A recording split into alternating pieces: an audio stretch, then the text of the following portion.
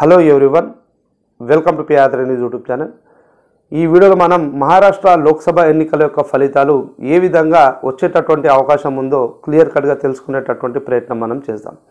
మహారాష్ట్రలో మనం చూసుకున్నట్లయితే 48 లోక్సభ స్థానాలు అనేవి ఉన్నాయి. బేసిక్గా ఈ మహారాష్ట్ర రాజకీయం అనేది కొంతవరకు క్లిష్టంగా ఉందని చెప్పేసి మనం చెప్పుకోవచ్చు. ఎందుకంటే శివసేన పార్టీ చీలిపోయింది, అందరికి కూడా తెలిసి ఉంటుంది. అదేవిధంగా ఎన్సీపీ పార్టీలో కూడా చాలా వరకు విభేదాలు అనేవి ఉన్నాయి. సో అన్ని పార్టీల్లో కూడా కొంతవరకు అసంతృప్తి నేతలు, ఈ విధంగా అక్కడి రాజకీయ పరిస్థితులు అనేవి కొంతవరకు గందరగోళంగా ఉన్నాయి. అయితే మనం 2019లో జరిగినటువంటి లోక్సభ ఫలితాలను మనం ఒకసారి బేరీజు వేసుకున్నట్లయితే అప్పుడు బీజేపీ పార్టీకి ఈ 48 స్థానాలలో 23 స్థానాలను మహారాష్ట్ర ప్రజలు కట్టబెట్టడం జరిగింది.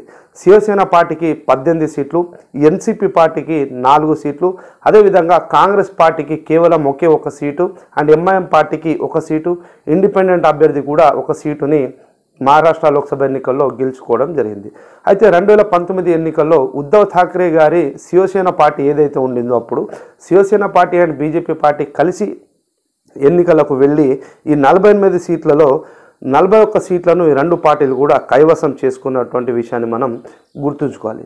సో ఆ తర్వాత జరిగినటువంటి పరిణామాలలో ఏం జరిగిందంటే ఉద్ధవ్ ఠాక్రే గారు బీజేపీని వీడి కాంగ్రెస్ అండ్ ఎన్సీపీ పార్టీతోటి జత కూడడం అనేది జరిగింది. ఆ తర్వాత ఏం జరిగిందంటే శివసేన పార్టీలోని ముఖ్యమైనటువంటి నేత అయినటువంటి ఏక్నాథ్ షిండే గారు శివసేనను చీల్చి బీజేపీ గూటికి చేరడం అనేది జరిగింది. సో ఇప్పుడు బీజేపీ మద్దతుతోటి ఆయన మహారాష్ట్ర ముఖ్యమంత్రిగా కొనసాగుతున్నారు.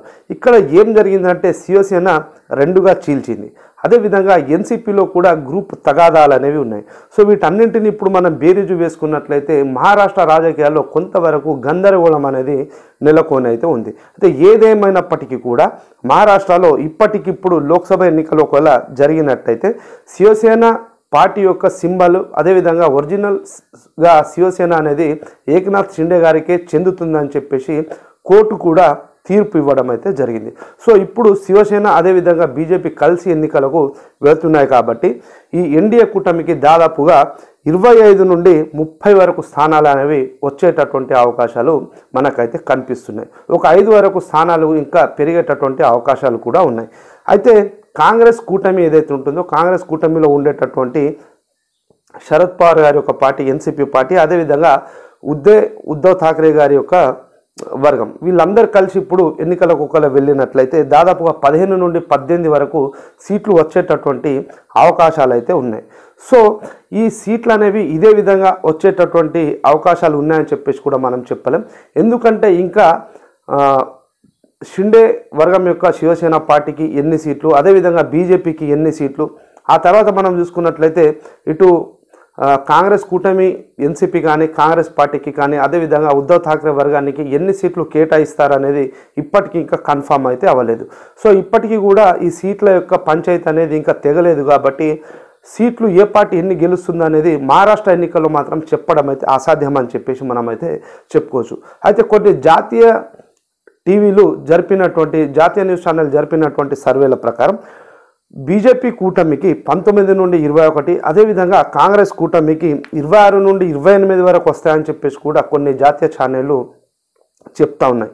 కాకపోతే పరిస్థితులన్నీ కూడా మారిపోతున్నాయి. ఇటు రామ మందిరం యొక్క ప్రాణ ప్రతిష్ఠ కార్యక్రమం, రామ మందిరం ఓపెన్ కూడా అవ్వడం జరిగింది.